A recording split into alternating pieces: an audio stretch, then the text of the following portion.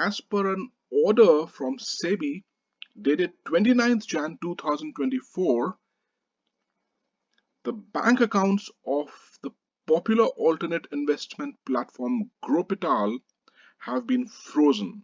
So effectively, SEBI has knocked on the doors of Growpital.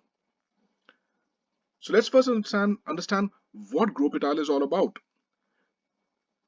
Growpital is a popular investment platform which essentially works like this. Now, I'm not going into the nitty-gritties, and this is not legal advice, uh, and this doesn't cover all the details, but the long and short of it is the following.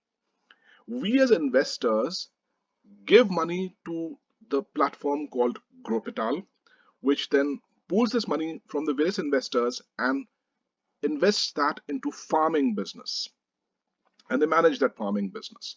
Now, naturally, when you do farming, you generate returns from the farming business, and those returns flow back into the Growpital, and then Growpital then gives the returns accordingly back to the investors, and you make a certain percentage on your investment if all the business is going fine.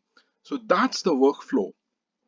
So, and it has been working fine for more than a year now, and I've personally invested in Growpital and I've been getting my returns regularly as promised. And the scale of Growpital was growing on and on and on. And that's how it seems to have got SEBI's attention. SEBI is the Security Exchange Board of India. So what has happened?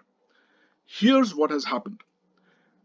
SEBI has classified Growpital into a so-called CIS, which is a technical term which stands for Collective Investment Scheme. It has classified Growpital into a CIS because it's collecting money from the various investors and pooling in the money, and then on investors' behalf, it's investing into the farming. Now, the deal is that if you are a CIS in India, you must be registered with SEBI. You must take permission from SEBI before you can operate a CIS. And it turns out that Growpital is not registered with SEBI as a CIS, and that's where the problem begins, because in such a case, SEBI, one of the mandates for SEBI is to protect investors' interest. Since Growpital is not registered as a CIS with SEBI, SEBI sees Growpital as a risk to the investors' money.